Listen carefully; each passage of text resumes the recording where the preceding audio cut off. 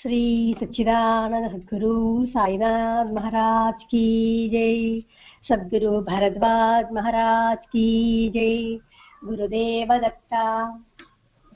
சத்குரு ஸ்ரீ சாய்நாதன் அனுகிரகத்துடன் ஆச்சாரிய Sri எக்கிராலா Bharadwaja master அவர்களின் மேற்பார்வையில் எப்பொழுதும் நடந்து கொண்டிருக்கின்றது இந்த சத்சங்கம். ஒவ்வொரு மனிதரின் இதயத்திலும் அவனின் யோசனைகளிலும் பல சந்தேகங்கள் வருகின்றன. அதற்கு தக்க பதில் தந்திருக்காரு பரத்வாஜா மாஸ்டர் அவர்கள். ஒரு மனிதர் உன்னதமான நிலை அடைவதற்கும் தன்னுடைய தனி மனிதனின் மாற்றத்துக்கும் ஒரு சிறந்த ஒரு கிரந்தம் தான் இந்த ஹரிபிரஷ்னா என்ற கிரந்தம். சென்ற வாரம் நாம் பார்த்தது வேத வித்யினால் நமக்கு என்ன பயன் அப்படின்றது சென்ற வாரம் நாம் பார்த்தோம். இந்த வேத வித்யை என்றது ஒரு அந்த வார்த்தை கேட்டாலே நமக்கு ஒரு அது நோ பெரிய விஷயம் அப்படின்ற ஒரு சிந்தனை இருக்கு, ஒரு பாவனை இருக்கு. ஆனால் பரத்வாஜா மாஸ்டர் எவ்வளவு ஒரு எளிமையான முறையில் நமக்கு விளக்கத்தை தந்திருக்காரு. எல்லாமே நாம் பார்த்தோம். ஒவ்வொரு விஷயத்தையும் நம்முடைய வாழ்க்கைக்கு எப்படி இணைத்து கொண்டே போகணும் என்பதும் மாஸ்டர் அவர்கள் நமக்கு தெல்ல தெளிவாக சொல்லியிருக்காரு. இன்றைக்கு என்ன பார்க்க போறோம் அப்படின்னா, தனி மனிதனுக்கு ஓகே வேத வித்யினால், ஆனா இந்த தேசத்துக்கு நம்முடைய நாட்டுக்கு என்ன பயன் அப்படின்றது என்ன அப்படின்றது கேள்வி. இந்த கேள்வி வேதம் புராணங்கள் எல்லாமே பெரிய பெரிய வார்த்தைகள், வேதங்கள் புராணங்கள் எல்லாமே மகான்கள் எழுதுனது. இது ஒரு ஒரு இனத்துக்கும் ஒரு மதத்துக்கும் சார்ந்தது போவதற்கு எல்லாருமே படிக்க கூடாது,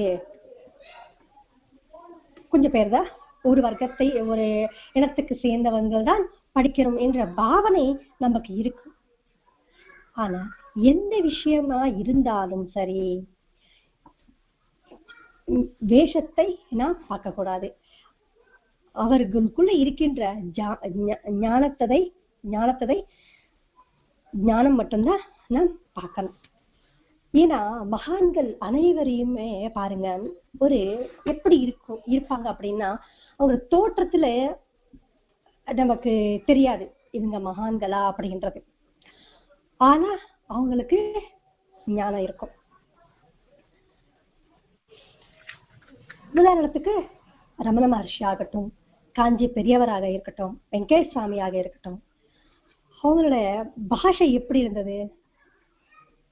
வேதம் படிச்சது போல் இருந்ததா?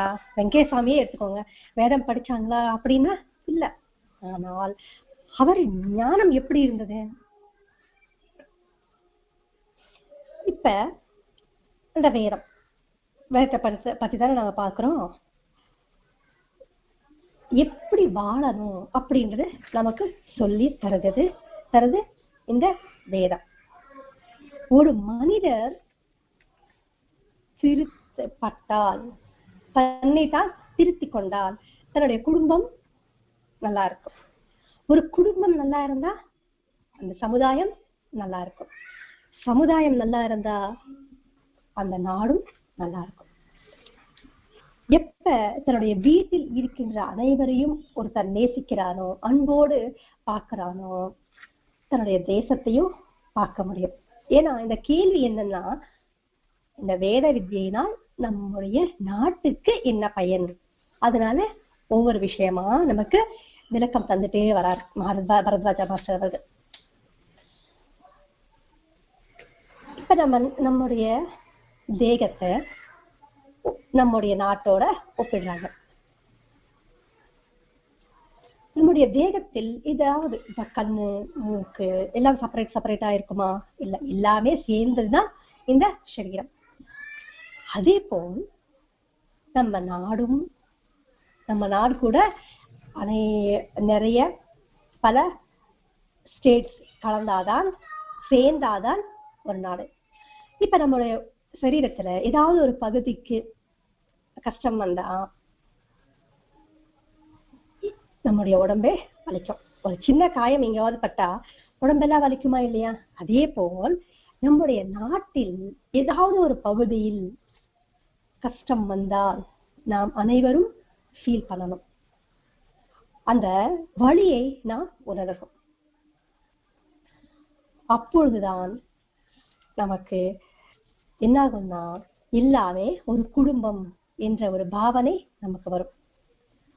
சரி, வேதம் என்ன பெரிய பெரிய வார்த்தைங்க, நமக்கு தெரியாது, அது என்னமோ மகர்ஷிகள் மகான்கள் எல்லாம் எழுதுனது, அது ஏன் நான் நம்பணும் அப்படின்ற ஒரு யோசனையும் நமக்கு வரலாம். சரி, சயின்ஸ் எடுத்துக்கலாம். சயின்ஸ் சொன்னது ஏதாவது நாம் மறுக்கிறோமா? இப்ப நம்முடைய பூமி வட்டமாக இருக்கு என்று சொல்றாங்க, நம்பினோமா இல்லையா? சந்திர மண்டலத்துக்கு போனாங்க ராக்கெட்ல அப்படின்னாங்க, நம்பினோமா இல்லையா? அதே போலதான் சயின்ஸ் எப்படி நாம் நம்புறோமோ அதே போல் வேதத்தையும் கூட நாம் விசுவசிக்கணும். 2 + 2 அப்படின்னா 4 இல்லைங்க, அது 3 தான் எப்படின்னு நம்ம ஆர்கியூ பண்ணுவோமா? இல்ல, அது கணக்கு அப்படிதான் வரும். அதே போலதான் வேதமும். புரியுதா? நம்முடைய பழங்காலத்தில் வேதத்தை கொண்டுதான் இந்த சயின்ஸ் எல்லாமே உருவாகுது. எக்ஸாம்பிளுக்கு ராமாயணத்துல புஷ்ப விமானம் பத்தி நாம் பார்த்திருக்கோம். அதை பார்த்தது, அதை கேள்விப்பட்டதுனாலதான் விமானத்தையே கண்டுபிடிச்சாங்க அப்படின்னு நான் நினைக்கலாம். இல்ல, வேதம் சயின்ஸுக்கு முன்னாடியே இருந்தது. இப்ப 0 கண்டுபிடிச்சதே நம்முடைய நாட்டை சேர்ந்த ஆரியபட்டா தானே. அதுக்கப்புறம் தான் ஃபாரினர்ஸ் கண்டுபிடிச்சாங்க. ஆனா நமக்கு தெரியாது, அவங்க கண்டுபிடிச்சு சொன்னதுக்கு அப்புறம் தான் நம்ம நம்புறோம். ஆகையால் வேதம் சொன்னது எல்லாமே உண்மைதான். வேதம் ஆதாரமாக கொண்டுதான் சயின்ஸ் வந்தது.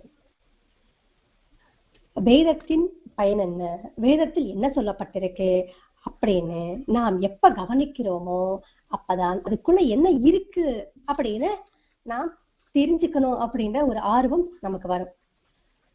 பெரிய பெரியதா எதுவுமே சொல்லல, மற்றவர்கள் நமக்கு என்ன செய்யணும் அப்படின்னு எதிர்பார்க்கிறோமோ அதே போல் நாம் அவர்களுக்கு செய்ய வேண்டும். இப்ப என்ன எல்லாருமே கௌரவிக்கணும், அன்போட பார்க்கணும் அப்படின்னா நான் அதன் போல் நடந்தாதான் அவர்கள்கிட்ட அதே மாதிரி அவங்க என்ன கௌரவிக்கிறதோ இல்ல நேசிக்கிறதோ செய்வாங்க. நான் மட்டும் அடுத்தவங்க திட்டிட்டே இருப்பேங்க, என்ன மட்டும் எல்லாருமே நேசிக்கணும், கௌரவிக்கணும், என்னுடைய வார்த்தைக்கு மறுபேச்சு பேசக்கூடாதுன்னு, அது கரெக்டாக இருக்குமா? இது எல்லாமே எப்ப வரும்னா நம்முடைய மனம் எப்ப விரிவாக இருக்குமோ அப்படின்னா இப்ப மொட்டு அப்படியே இருந்தா அதில் இருக்கின்ற வாசம் வருமா? வராது. அது எப்ப பூ மலருதோ அப்பதான் அதற்குள்ள இருக்கின்ற வாசம் வெளியே வரும். அதே போல் நம்முடைய இதய கதவுகள் எப்ப திறக்கின்றோமோ அந்த ஆனந்தத்தை நாம் அனுபவிக்க முடியும். என்ன ஆனந்தம்னா இப்ப சொன்ன மாதிரி எல்லாரையும் என்ன கௌரவிக்கணும் அப்படின்னா நான் மற்றவங்களை கௌரவிக்கணும், சந்தோஷப்படுத்தணும். அந்த ஆனந்தத்தை அப்ப என்ன கௌரவிச்சா என்னுடைய பேச்சு கேட்டா எனக்கு சந்தோஷமா ஆனந்தமா இருக்கும், ஏமா இல்லையா? அந்த ஆனந்தத்தை நாம் பெற்று அதை அனுபூதியாக பெற்று அனைவருக்கும் பகிர்ந்துக்க முடியும். இது நமக்கு தெரியப்படுத்துறதுதான் வேதத்தின் பயன். சரி, இதெல்லாமே ஒரு தனி மனிதருக்கு அப்படின்னு நாம் நினைக்கலாம். இதனால் தேசத்துக்கு என்ன பயன்? ஒரு மனிதன் இந்த இயற்கையோடு சேர்ந்துதான் வாழ்ந்து கொண்டிருக்கின்றான். இந்த இயற்கையின் பார்த்துதான் தன்னுடைய சகஜமான திறமைகளை வளர்த்து கொண்டே வருகிறார். ஒரு எக்ஸாம்பிள் ஒண்ணுமே இல்லை. இப்ப ஏசி போட்டு உட்கார்ந்துருக்கோம், சரியா? ஏசினால எவ்வளவு நேரம் உட்கார முடியும்? கொஞ்ச நேரம் தான் உட்கார முடியும். ஆஃப் பண்ணிட்டு கொஞ்ச நேரத்துல நமக்கு இருக்கும். கொஞ்ச நேரம் கழிச்சு அந்த ஜன்னல் ஓபன் பண்றோம் இல்லையா, சில்லுன்னு காத்து வரும்.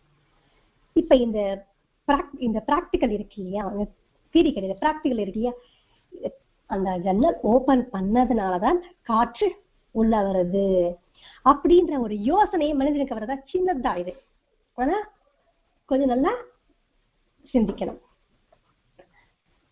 இது எல்லாமே அடுத்த மற்ற உயிரினங்களுக்கு வருமா அப்படின்னா இல்லை. ஒரே ஒரு மனிதனுக்கு தான் இந்த மாதிரி யோசனை திறன் இருக்கு. ஆகையால் நம்முடைய ஜாதி, மனித ஜாதியின் வாழ்வதற்கு நாம் என்ன செய்ய வேண்டும்னா, இந்த இயற்கை வளங்களை நாம் காப்பாற்றணும். இது எப்ப முடியும் அப்படின்னா, குறுகிய மனப்பான்மையோடு இருந்தா முடியாது, பரந்த மனப்பான்மையோடு இருந்தாதான் முடியும். ஏன்னா இந்த இயற்கையிலிருந்துதான் நாம் அனைத்தும் பெறுகின்றோம். அப்படி இருக்கும்போது இதை நாம் காப்பாற்றணும் அப்படின்னு ஒரு யோசனை நமக்கு வரும். எல்லாமே பொல்யூஷன் பொல்யூஷன் அப்படின்னு பேசுறோம். ஆனா இந்த பொல்யூஷன் யார் பண்றாங்க அப்படின்னு யோசிக்கிறோமா? ஏதாவது ஒரு விலங்கோ, பூச்சியோ, இல்லைன்னா பறவைகளோ ஏதாவது ஒண்ணு பண்ணுதா? ஒண்ணுமே செய்யாது. இந்த மனிதர் மட்டும்தான் இந்த இயற்கையை பொல்யூஷன் பண்றான். நான் மட்டுமாங்க, எல்லாருமே செய்யறாங்க, நான் மட்டும் அப்படின்னா 1 to 3 என்னும் போது ஃபர்ஸ்ட்ல இருந்தா ஆரம்பிக்க முடியும். ஒரே வாட்டி எடுத்த உடனே 100க்கு போக முடியாது. அதே போல் நாம் ஒருத்தர் நாம் திருந்தி இந்த இயற்கையை நாம் காப்பாற்ற ஆரம்பிச்சோம்னா நம்மை பார்த்து மற்றவர்கள்,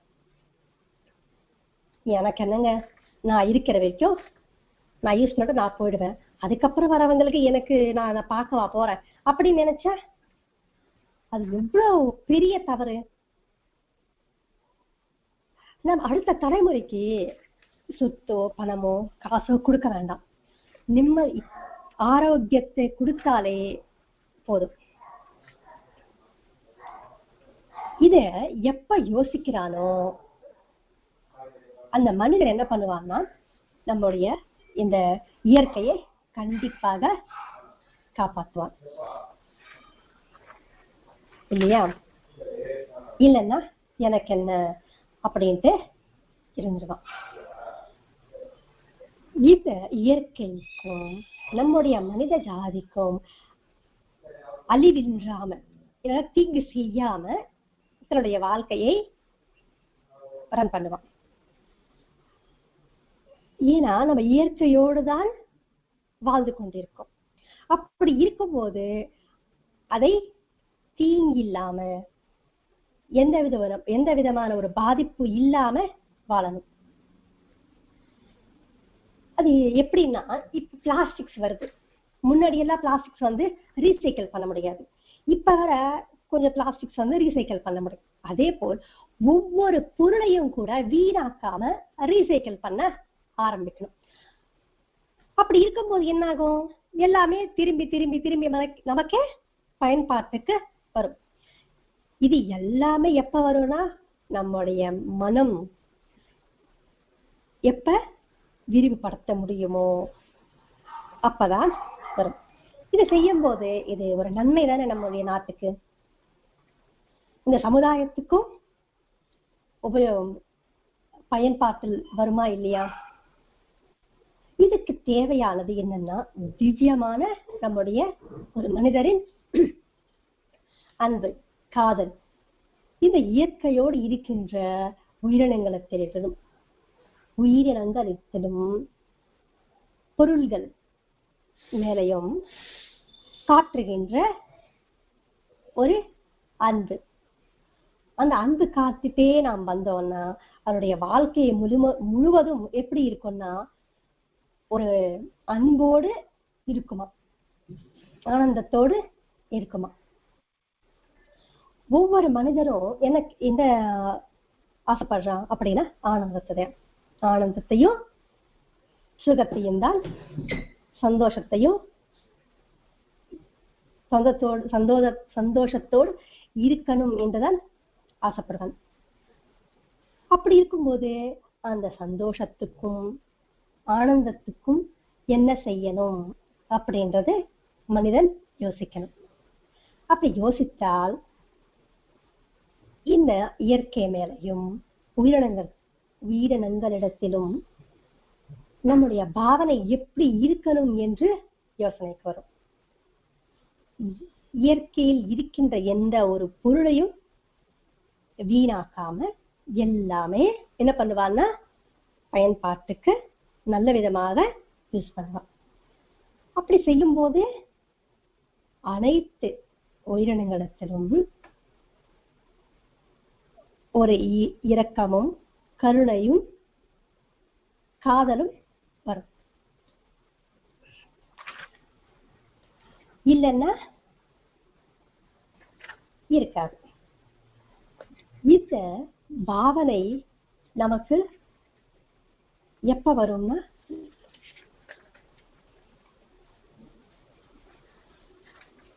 நாம் ஆனந்தமாக இருக்கும் போதுதான் வரும். ஏன்னா நம்ம ஆனந்தமா இருக்கணும் இல்லையா, அதற்காக எல்லா உயிரினங்களும் நாம் எப்படி பண்ணணும், எப்படி பார்க்கணும்னா ஒரு அன்போடு நாம் பார்க்கணும்.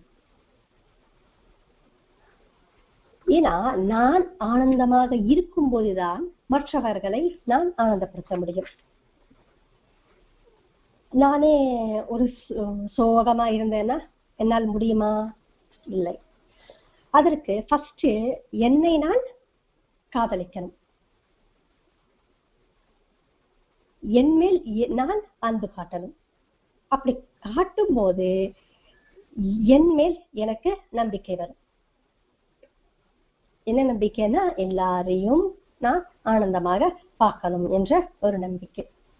இல்லைன்னா என் மேல் எனக்கே நம்பிக்கை இல்லைன்னா என்ன ஆகும்னா என்னால முடியாதுங்க, அவங்களால செய்ய முடியும் அப்படின்ட்டு நானே ஒரு சர்டிபிகேட் அவங்களுக்கு கொடுத்துருவேன். இப்படி நான் செய்ய முடியும் என்ற யோசனை வரும்போது அதற்கான வழி நமக்கு தெரியும். அதற்கான வழி என்னவென்றால் தெய்வ தன்மை. திவ் என்றால் இதுக்கு முன்னாடியே நிறைய வாட்டி சொல்லியிருக்கோம், ஞானம். அந்த ஞானம் நமக்கு இருந்தால், அந்த ஞானம் அப்படின்னா என்னதுன்னா அனைவரின் மேலையும் நாம் அன்போடு இரக்கத்தோடு கருணையோடு இருக்கணும் என்பதுதான். மனிதர் ஏன்னா இந்த அடிப்படையான ஒரு குணம்தான் இது. இது ஒரு மனிதரின் கடமை கூட. இது இல்லைன்னா ஒரு மனிதரே கிடையாது. தார்மீகமான மதிப்புகள், மனிதாபிமான மதிப்புகளோடு வாழ்வதுதான் ஒரு மனிதரின் முழுமையான வாழ்க்கை. ஏன்னா நீங்க பெரிய வார்த்தை சொல்லிட்டீங்களே, தார்மீகமான மதிப்புகள், மனிதாபிமான மதிப்புகள் அப்படின்றீங்களா, அதெல்லாம் இல்லை அப்படின்னு பார்த்தா ஒண்ணுமே இல்லை. இப்ப ஒரு ரயில்வே ஸ்டேஷன் போறோம், போனா சென்டர்ல பாத்தீங்கன்னா பெரிய கியூ இருக்கும். ஒரு 3 கவுண்டர் 4 கவுண்டர் இருக்கும், ஆனாலும் பெரிய கியூ இருக்கும். பார்த்த விஷயம், ஒரு 30 பேர் ஒரு ரயில நிக்கிறாங்க. 31ஆவதா ஒரு ஆள் வந்தாரு. வந்தா ஒண்ணு கியூ அடிக்கணும். எல்லாருக்குமே டைம் ஆகுது இல்லையா. அவர் ஸ்ட்ரெயிட்டா டிக்கெட் கொடுக்குறவங்க கிட்ட கொடுத்துட்டு டிக்கெட் கொடுங்கன்னு அவர் கொடுக்கவே இல்லை. கியூல இருக்கிறவங்க எல்லாமே திட்டுறாங்க, ஏன்பா இவ்வளோ பேர் நிக்கிறோமே, நில்லுங்க நில்லுங்க. அந்த ஆள் நிக்கவே இல்லை, அங்கேதான் நிக்கிறாரு. அந்த டிக்கெட் கொடுக்குறவங்க பாருங்க, டிக்கெட்டே கொடுக்கல. 30வது ஆள் இருக்காங்க இல்லையா, அவங்க முடிச்சதுக்கு அப்புறம் தான் இவங்களுக்கு கொடுத்தாங்க. நம்ம பார்த்தாலும் நமக்கே புரியும், இது நாம் செய்வோமா அப்படின்னா மேபி செஞ்சிருக்கலாம் இதுக்கு முன்னாடி. இந்த ரசங்கத்துக்கு வந்தது பிறகு நாம் செய்ய மாட்டோம். ஏன்னா நம்மை போல்தான் நிற்கிறவங்க. ஆகையால் நாம் இதை செய்ய மாட்டோம். இதுதான் மனிதாபிமான மதிப்புகள் அப்படின்னு சொல்வது. இது அவன் யோசிச்சானா கண்டிப்பா அந்த கியூல நின்று டைமானாலும் பரவாயில்ல வாங்கிட்டு போயிருப்பாங்க இல்லையா? இது எல்லாமே நம்ம கற்றுக் கொடுப்பதுதான் வேதம். வேதத்தின் பயன் என்னவென்றால், தனி மனிதர் திருத்திக் கொண்டால், ஒரு மனிதர் தன்னை தான் திருத்திக் கொண்டால் இந்த நாட்டுக்கு பயன்படுத்துவராக இருப்பார். இல்லையெனில் அவர் பயன்பட மாட்டார். இப்ப நம்ம கியூல நின்று லாஸ்ட் வரைக்கும் இருந்து நம்ம டிக்கெட் வாங்கிட்டு வந்து அந்த ட்ரெயின் ஏறணும்னு வச்சுக்கோங்களேன். அப்ப நமக்கு ஒரு மன நிறைவோடு இருக்கும், பரவாயில்ல அப்படின்ட்டு. அந்த மன நிறைவோடு நாம் வாழ்க்கையை ரன் பண்ணும்போது அங்க சுயநலம், பொறாமை, வெறுப்பு இது எல்லாமே இருக்காது. ஏன்னா நாம் அனைவரும் ஒரு குடும்பம் தானே. என்னை போல் ஒருத்தன் தானே கியூ நினைக்கிறான் இல்லையா? இது எல்லாமே இல்லைன்னா, சுயநலம், பொறாமை, வெறுப்பு எதுவுமே இல்லைன்னா நமக்கு எந்த விதமான பாதிப்பும் கிடையாது. கடன் பத்தி கூட அப்புறம் பார்க்கலாம். ஆனா இந்த மூணுமே இல்லைன்னா முதல்ல என்ன நடக்கும்னா, நம்முடைய ஆரோக்கியம் நல்லா இருக்கும். கோவப்படும் போது நம்ம ஹார்ட் பீட் எப்படி இருக்கும், நம்மளுடைய பிபி எப்படி இருக்கும், பிளட் சர்க்குலேஷன் எப்படி இருக்கும், ரொம்ப ஃபாஸ்டா இருக்கும். ஒரு எக்ஸாம்பிளுக்கு 1 lakh rupees நம்ம கிட்ட கொடுத்துட்டு ஒரு மாசத்துக்கு நீங்க செலவழிங்க, நீங்க ஸ்பெண்ட் பண்ணுங்க அப்படின்னு சொல்ற நம்ம கிட்ட கொடுக்கும்போது நம்ம ஒரே நாளை செலவழிச்சிட்டோம்னா அப்புறம் மீதி இருக்கின்ற நாள்கள் எல்லாம் என்னவாக இருக்கும்? பசியோட தான் இருக்கணும் இல்லையா? அதே போல் ஒரே வாட்டி நாம் எல்லாத்தையுமே என்ன பண்ணக்கூடாது, யூஸ் பண்ணிக்க கூடாது. ஹார்ட் பீட் அதிகமா அடிச்சுச்சுன்னா என்ன ஆகும்? பிபி ஏறும் இல்லையா?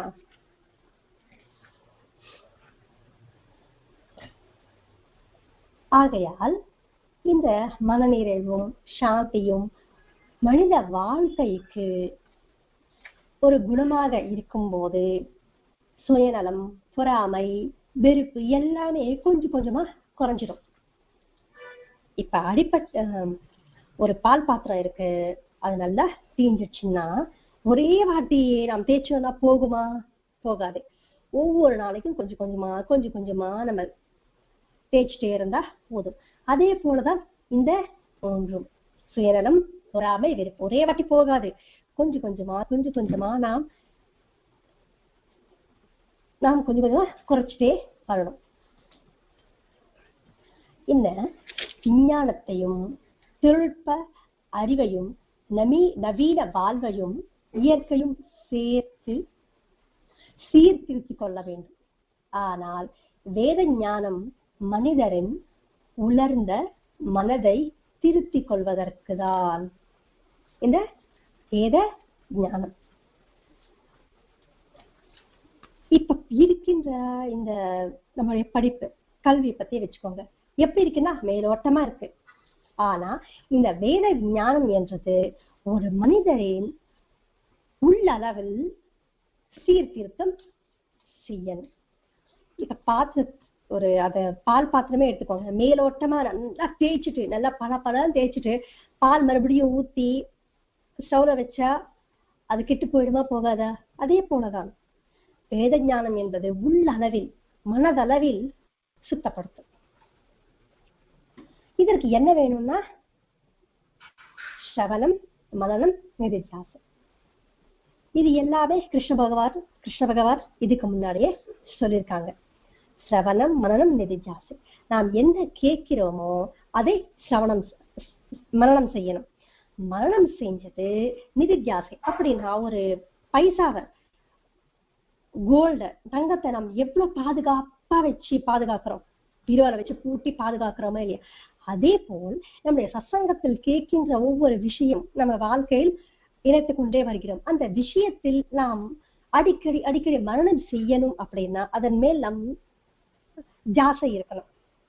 அந்த நிதி, அந்த தங்கத்தை எப்படி பாதுகாப்பாக நாம் வச்சுக்கிட்டு இருப்போமோ அதே போல் ஒவ்வொரு விஷயத்தையும் நம் பாதுகாப்பாக வைத்துக் கொள்ள வேண்டும்.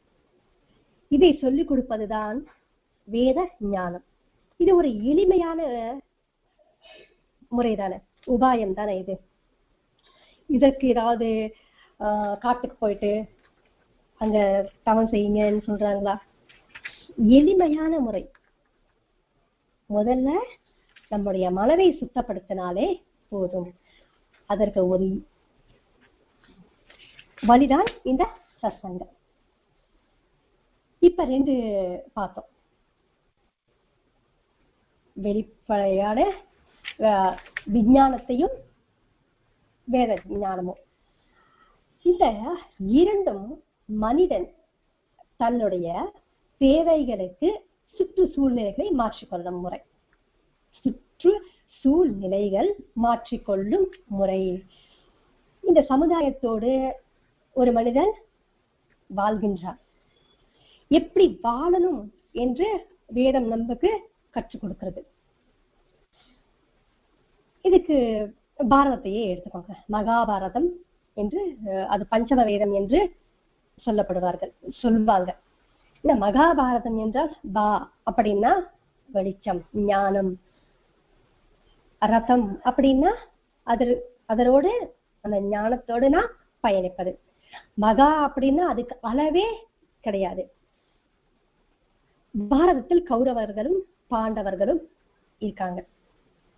கௌரவர்கள் பாண்டவர்களை அஜ்ஞாத வாசத்துக்கும் அரண்ய வாசத்துக்கும் அனுப்பிட்டாங்க.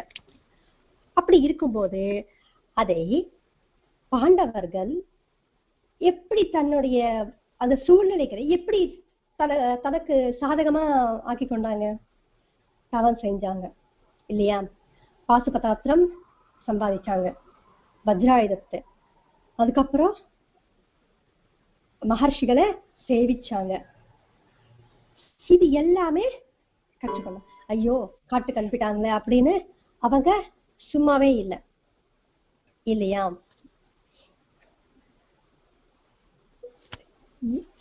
இந்த ராமாயணம் மகாபாரதம் நாம் தெரிந்து கொண்டு நம்முடைய வாழ்க்கைக்கு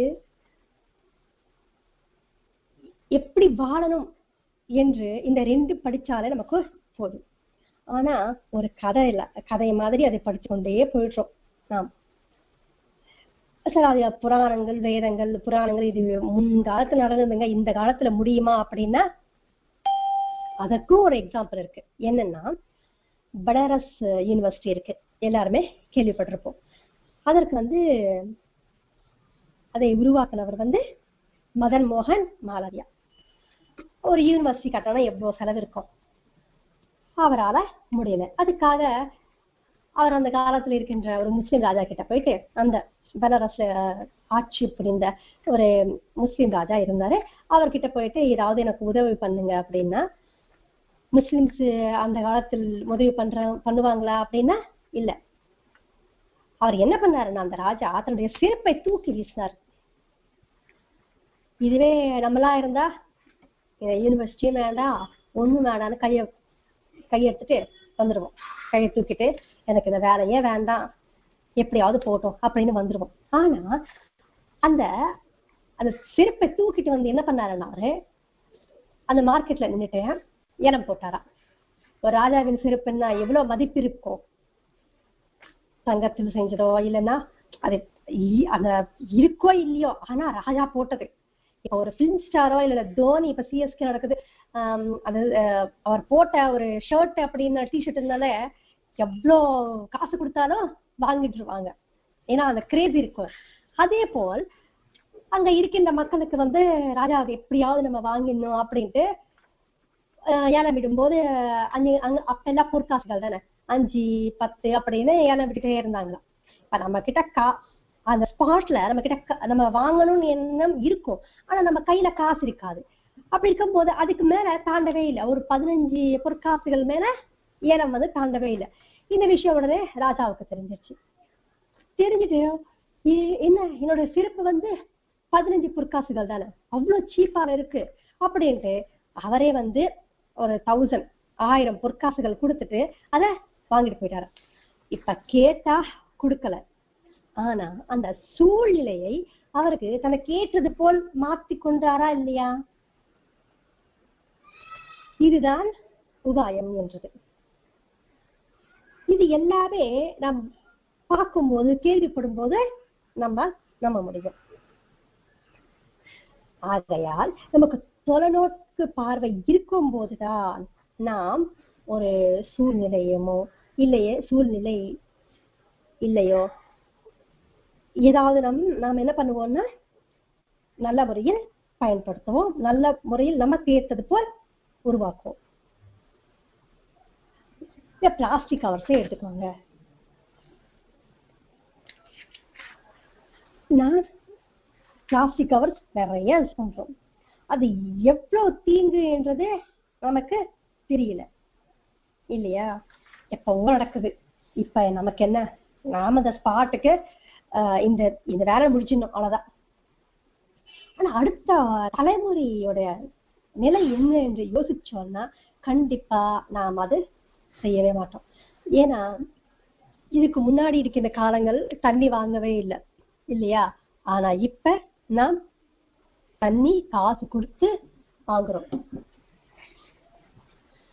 நெக்ஸ்ட் ஜெனரேஷன் எப்படி வரும்னா அந்த ஆக்சிஜன் சிலிண்டர்ல சுமத்திட்டு போற நிலைமைக்கு வந்தாலும் ஆச்சரியப்படுறதுக்கு இல்ல.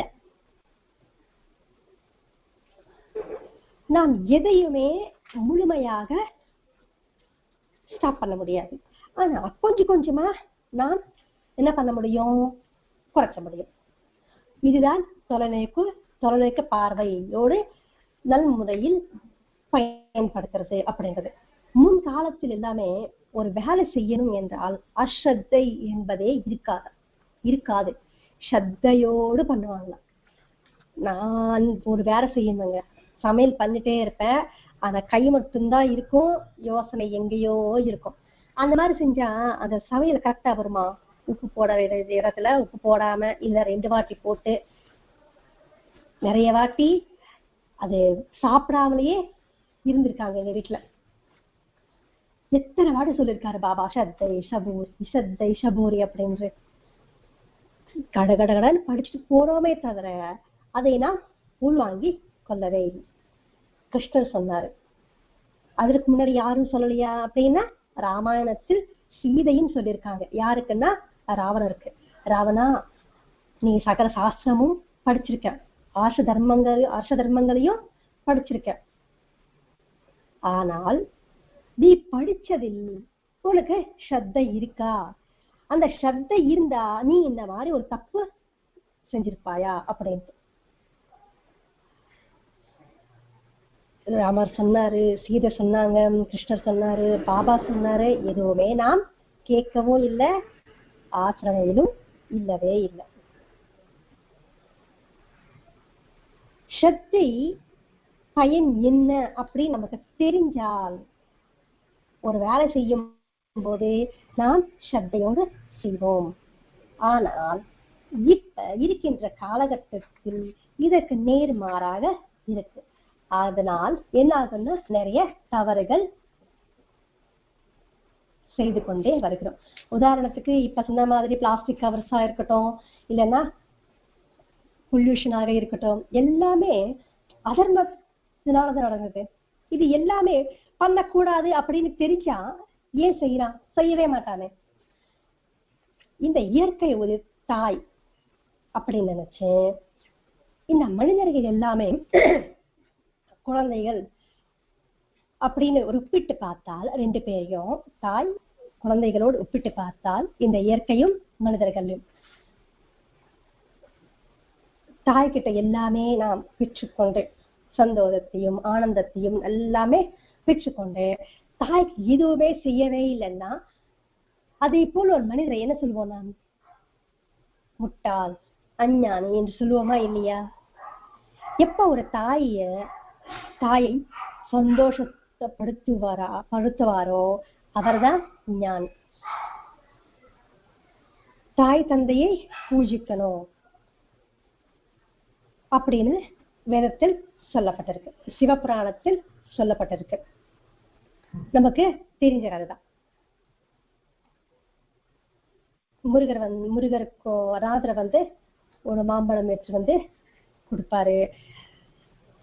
யாரு 3 முறை இந்த பூமியை சுத்திட்டு வருவாங்களோ அவங்களுக்கு தான் இந்த பழம் அப்படின்னு சொல்லும் போது விநாயகர் என்ன செய்வாரு, தாய் தந்தைய 3 முறை சுத்திட்டு அந்த பழத்தை சாப்பிட்டுடுவார். நான் படிச்சிருக்கோம், ஆனா ஒரு கதையாக நினைச்சிட்டு நான் போயிட்டே இருக்கோம், அவ்வளவுதான். தாய் தந்தைக்கு நாம் காசு பணம் கொடுக்கலன்னா கூட பரவாயில்லை, அவர்கள் கிட்ட பெற்ற அந்த ஆனந்தத்தையும் இன்பமும் அவங்களுக்கு திருப்பி கொடுத்தாலே அவங்களுக்கு போதுமானது. ஆனா செய்யறோமா அப்படின்னு இல்லை. தாய் தந்தை மேல எப்ப காதல் இருக்கோ, அன்பு இருக்கோ, அப்பொழுது இந்த இயற்கையையும் அவன் காதலிப்பான், அன்போடு பார்ப்பான், இல்லையா? இதற்கு நாம் படிக்கின்ற இந்த காலத்தில் நாம் படிக்கின்ற ஒரு கல்வி எப்படி இருக்குன்னா, மற்றவர்களை மற்றவர்களை தன்னுடைய சுயநலத்துக்காக பயன்படுத்துகிறானா. ஆனா எதை பயன்படுத்தணும்னா காசை பயன்படுத்தணும், மனிதர்களை நேசிக்கணும். நேர்மாறாக நாம் செய்து கொண்டே இருக்கின்றோம், இல்லையா? என்ன செய்யறோம்? காசை பணத்தை நேசிக்கிறோம், மனிதரை யூஸ் பண்ணிக்கிறோம். அவன்கிட்ட ஏதாவது ஹெல்ப் நமக்கு பலன் இருந்தா பேச வேண்டியது, இல்லையா எந்த பயனே இல்லை, வேண்டவே வேண்டாம் அப்படின்னு ஒதுங்கிட்டு போயிட்டே இருக்க வேண்டியதுதான். ஆனா வேதத்தில் என்ன சொல்லப்பட்டிருக்கு? பலத்தை பயன்படுத்தி மனிதர்களை நேசிங்க அப்படின்னு சொல்லப்பட்டிருக்கு. இந்த இயற்கையில் இருக்கின்ற செடி கொடி உயிரினங்கள் ஜந்துக்கள் அனைத்தையும் நாம் நாசனம் செய்யாம அழிக்காம நாம் இருக்க வேண்டும், அதுதான் நமக்கு நல்லது. ஆனா பழங்காலத்தில் இது எல்லாமே நேசிச்சாங்க. தாய் தந்தை இயற்கை ஜந்துக்கள் செடி கொடி உற்றார் உறவினர்கள் எல்லாரையுமே அவர் அன்போடு பார்த்து தன்னுடைய மனிதாபிமானத்தோட வாழும் போது தன்னுடைய வாழ்க்கை எப்படி இருந்ததுன்னா ஒரு காதலின் ஆறாக ஓடிக்கொண்டிருந்ததா. ஆனா இப்ப தாய் தந்தையாக இருக்கட்டும் பசங்களாக இருக்கட்டும், தாய் தந்தை எனக்கு பசங்க என்ன செய்வாங்க அப்படின்னு ஆசைப்படுறாங்க. குழந்தைகள் என்னன்னா எனக்கு எவ்வளவுதான் நம்ம செஞ்சாலும் எனக்கு என்ன செஞ்சாங்க அப்படின்னு கேக்குறான். அதே ஒரு அன்பு காதல் இருக்கு அப்படின்னா, என் தந்தை எவ்வளவு கஷ்டப்பட்டு என்ன வளர்த்திருக்காரு, அந்த கஷ்டத்தை நான் என்னுடைய குழந்தைக்கு சொல்லி வளர்க்கணும் அப்படின்னு ஒரு எண்ணம் வரும். இப்ப எவ்வளவுதான் நமக்கு சௌகரியங்கள் இருந்தாலும் ஒவ்வொரு மனிதரும் சுயநலம் அப்படின்ற ஒரு தீராத பசியோடு இருக்காராம். அனைத்து சௌகரியங்களும் இருக்கு, ஆனா ஒரு மனநிறைவு இல்லை. இதோ ஒரு கவலை. அந்த மன நிறைவு எப்ப இருக்குமோ அப்ப சந்தோஷம் இருக்கு. மனநிறைவு இல்லைன்னா துக்கம் கவலை இருக்கும். இந்த சமுதாயத்தில் இப்ப கல்யாணமே வச்சுக்கோங்க, கல்யாணத்தில் அந்த லைஃப் பார்ட்னருக்கு கொடுக்கின்ற அந்த முக்கியத்துவம் விட அந்த பணத்துக்கும் அந்த சீர்வரிசைக்கும் கௌரவங்களுக்கும் தான் நிறைய முக்கியத்துவம் கொடுக்கின்றார். இது ஏதாவது வேதத்தில் சொல்லப்பட்டிருக்கா அப்படின்னா இல்லை. டௌரி வாங்கிக்கோங்க, வரதட்சணை வாங்கிக்கோங்க அப்படின்னு சொல்லப்பட்டிருக்கா? இல்ல. ஆனா அதுக்கு நேர் மாறாக தானே ஒரு மனிதர் செய்து கொண்டிருக்கார். புராணங்கள் இல்லைன்னு சொல்றாங்க. சரி, நமக்கு தெரியாது. பாபா வாழ்க்கையில் நடந்த ஒரு நிகழ்ச்சி. பாபா கிட்ட தாமோதரசன் வருவாரு, தன்னுடைய ரவுல் ஸ்டாக்கு கல்யாணம் பண்ணணும் அப்படின்ட்டு. பெரிய பெரிய பணக்காரங்க ஜாதகங்கள் எல்லாம் எடுத்துட்டு வந்து காட்டுவாரா. அடுத்து பாபா இதுவே செக் பண்ண மாட்டாரு. கடைசியில் ஒரு ஏழை பெண்ணின் ஜாதகத்தை எடுத்து கொடுத்துட்டு இதை முடிச்சிருங்கப்பா அப்படின்னு சொல்லும் போது, நான் பாபா பக்தை என்று சொல்வேன், ஆனால் இது எல்லாமே நான் யோசிக்கவும் மாட்டேன், கடைபிடிக்கவும் மாட்டேன்.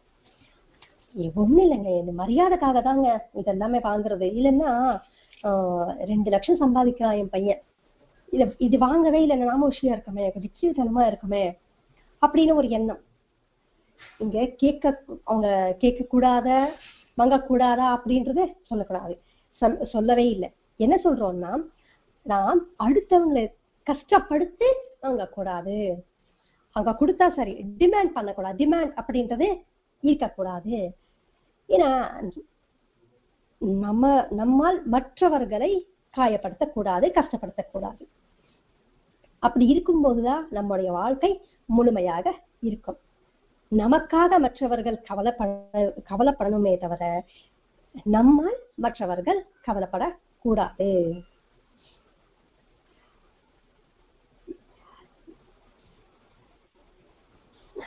நம்மில் இந்த அணுகுமுறையில் சீரான மாற்றம் வராவிட்டால் வேத வித்தை செயலற்றவராக விடும். இதுக்கு முன்னாடியே சொன்னோம் என்னன்னா, அப்படின்னா இது எல்லாமே நமக்குள்ள மாற்றம், இதெல்லாமே கேட்டு நமக்குள்ள எந்த மாற்றமும் வரவே இல்லை அப்படின்னா அந்த வேத வித்தையே வேஸ்ட் அப்படின்னு சொல்றாங்க. மனிதாபிமானத்தோடு இருக்கிறது தான் மனிதனின் வாழ்க்கை.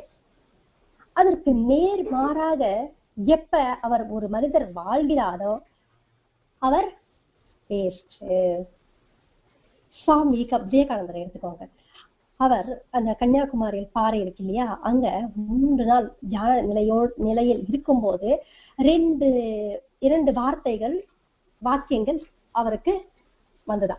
என்னன்னா, நம்முடைய தர்மத்தை நிலைநாட்டு, இந்த சமுதாயத்துக்கு ஏதாவது ஒரு நல்லது சேவை செய் அப்படின்ட்டு.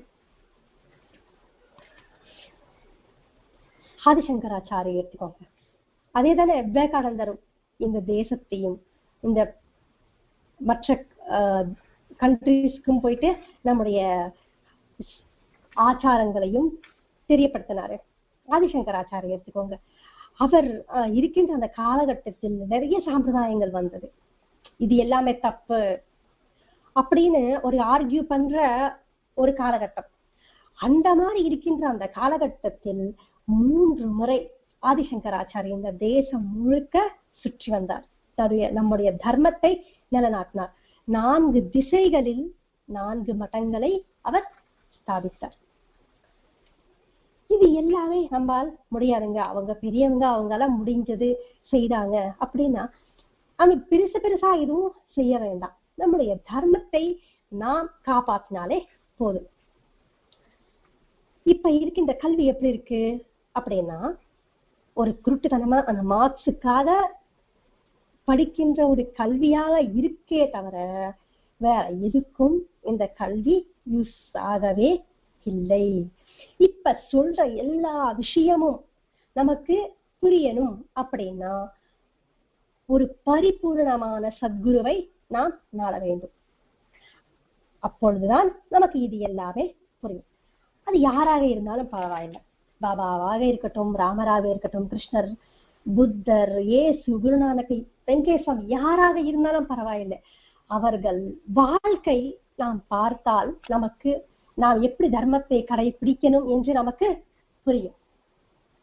அப்பொழுது சர்வ ஜீவிகள் மேல் நமக்கு அன்பு, காதல் வரும், கௌரவம் வரும், ஸ்ரத்தை, பக்தி ஆட்டோமேட்டிக்கா வந்துடும். இது இருந்தா நம்முடைய வாழ்க்கை முழுமை அடையணும், முழுமை செய்து கொள்ள வேண்டும் என்ற ஒரு உண்மையான ஆர்வம் நமக்கு வரும். அதற்கு இந்த வேத வித்யை நாம் சீராக கற்றுக்கொண்டே வந்தால்,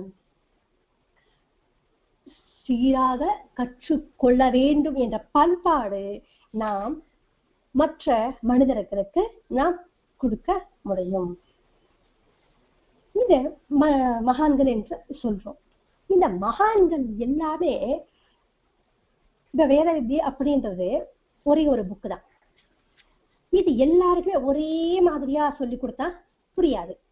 எப்படி அந்த மகான்கள் நமக்கு எப்படி சொல்லி கொடுப்பாங்க அப்படின்னா, இப்ப டாக்டர் கிட்ட போனோம்னா பாராசெட்டமால், இப்ப ஃபீவர் டாக்டர் கிட்ட போனோம்னா பாராசெட்டமால் ஒவ்வொருத்தருக்கும் ஒவ்வொரு மாதிரியா கொடுப்பாங்க. ஒருத்தருக்கு கேப்சூல்ஸ் டேப்லெட், ஒருத்தருக்கு இன்ஜெக்ஷன், ஒருத்தருக்கு சிரப்பு. நமக்கு எப்படி சம்ஸ்காரம் இருக்கோ அதே போல் அவர்களின் வாழ்க்கை நமக்கு கற்று கொடுப்பார்கள். பரத்வாஜா மாஸ்டர் அவர்கள் வாழ்க்கை எப்பேற்பட்டதுன்னா ஹோமியோபதி.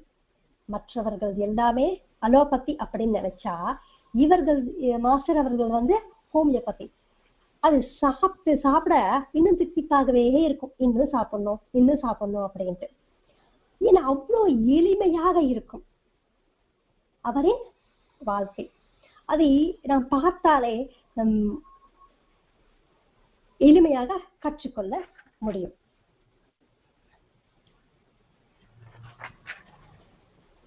இதுதான் வேத வித்யினால் நம் தேசத்துக்கு என்ன பயன் என்பது. ஒரு மனிதர் திருந்தால் அந்த குடும்பம் நல்லா இருக்கும். ஒரு குடும்பம் நல்லா இருந்தால், குடும்பங்கள் நல்லா இருந்தால் சமுதாயம் நல்லா இருக்கும். சமுதாயங்கள் நல்லா இருந்தா தேசம் நல்லா இருக்கும். இது எல்லாமே நமக்கு கற்று தந்தவர் யார்? பரத்வாஜா மாஸ்டர் அவர்கள். அவர் இல்லைன்னா கண்டிப்பாக இவ்வளோ ஈஸியா நமக்கு தெரியுமா அப்படின்னா அது ஒரு சந்தேகம்தான் இல்லையா? ஆகையால் அவர்களுக்கு நன்றியோடு அவரை எப்படி ஒவ்வொரு வீட்டையும் ஒரு கோவிலாக இருக்கணும் என்று எண்ணினாரோ அதே போல் நம்முடைய வீடு ஒரு கோவிலாக இருக்கணும் என்ற பிரார்த்தனையோடு ஸ்வஸ்தி. श्री सच्चिदानंद सद्गुरु साईनाथ महाराज की जय. सद्गुरु भरद्वाज महाराज की जय. गुरुदेव दत्ता.